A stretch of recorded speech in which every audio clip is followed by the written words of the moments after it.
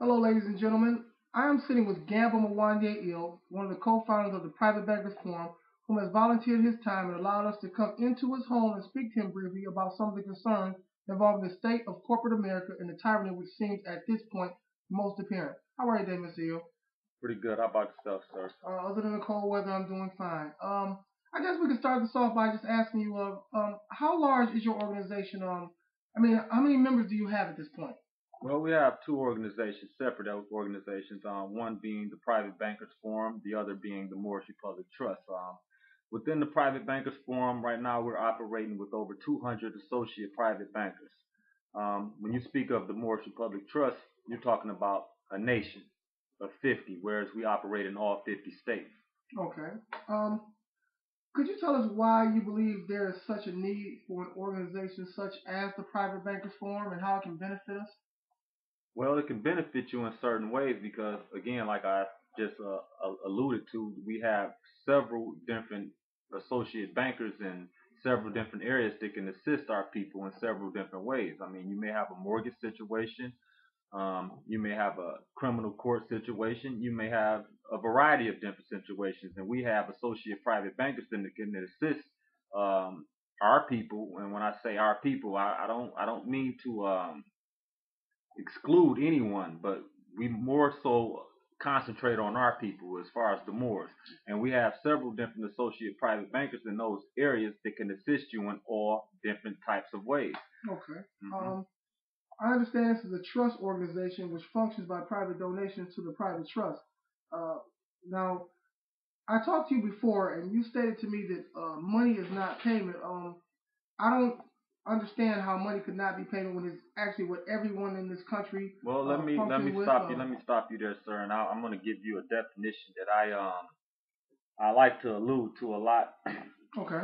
And as you can see, this is Black's Law Dictionary. I'll show it to the Okay. audience. This is Black's Law Dictionary, and I'm going to read a specific definition, um, which is it's a Federal Reserve note. Okay. When we speak of Federal Reserve notes, you speak of, and this is the definition from Black's Law Dictionary, 6th edition.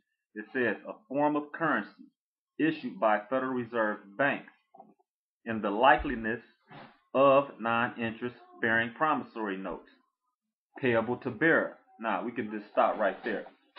Okay. And I will elaborate on that by saying this right here. Anytime anyone receives a promissory note, that is not payment. Okay. Well, so and we don't receive payment. When we receive Federal Reserve notes from the people who acquire our services, what we're actuality receiving is labor, because the promissory note is a certificate certifying that party's labor. So are you saying that what we receive, what is taking place here is an exchange. It's a barter. Basically, we're extending our labor and they're extending their labor. Okay. Because there's no way that they could possibly pay us for our services, and that's just the way it is, and that's the way it works. Okay. Now, in our previous conversations by phone, I spoke to you about mortgages. A lot of people contact me talking about mortgages and foreclosure situations, and I've told these individuals that I will definitely address that issue today. I understand your organization does deal with mortgages. Could you explain the difference between a mortgage state and a deed of trust state? Well, when you're dealing with a mortgage state, it's a judicial state. When you're dealing with a deed and trust state, that's non-judicial. In a mortgage state, you the title to the property is never vested in the interest of the bankers. Okay. It stays in the property owner's name. Okay. What they have is security interest in your property, and you granted them that security interest by means of signing a promissory note. Well, a mortgage note, that's what granted the security interest. The promissory note was actually the payment, because that is the cash equivalent to money. Okay. In our system. Now, before I came here, I had an opportunity to do a little bit of research because I wanted to not to offend you or anything, but I wanted to do some research and find out uh, pretty much if what you were saying or what you intended to tell me or what I've heard from other people is true in fact. And I noticed you speak a lot about the Uniform Commercial Code and financing statements, and I did do my due diligence, and I found that with my automobile there was a UCC financing statement on file. It made the financing company the secured party, but I didn't find that with my mortgage. Could you briefly explain to people what the UCC is and how it functions? Well, UCC financial statement is just clearly a notice of lien. It isn't actually a lien. What it does is it gives the public notice of an interest that you may have in a certain item, whether that be real property, intangible property, intellectual property, personal property, or whatever. It's a notice of lien. In order for that UCC financial statement to be perfected, there has to actually be a lien in place somewhere. Okay, now I want to, before you run out of any time, I want to ensure that you have the opportunity to tell people how they can get in touch with you.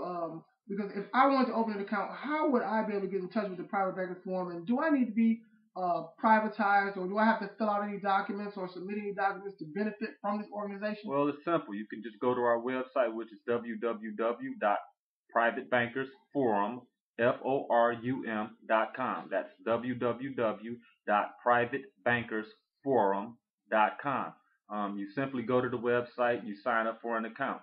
Upon signing up for that account, you will be in contact with, or associate banker will contact you, which will probably be assigned to you. And depending on your situation, whether it's a mortgage, criminal, civil, whatever it is, that private banker will be assigned to you, and he will be able to address your specific needs. Okay. A lot of people are like myself. They're kind of, and I use this term loosely, naive.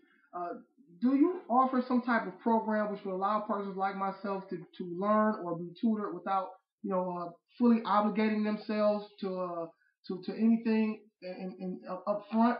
Yes, we do. We have a private mentors program, which we've selected a few individuals that we believe and, quite frankly, have taken the time out of their day to dedicate themselves to this program, and they are willing to assist each and every individual in their endeavors as far as, them having their individual personal situations, and willing to take out the time to assist you if you may have any like personal situations you may want to address, phone calls or whatever.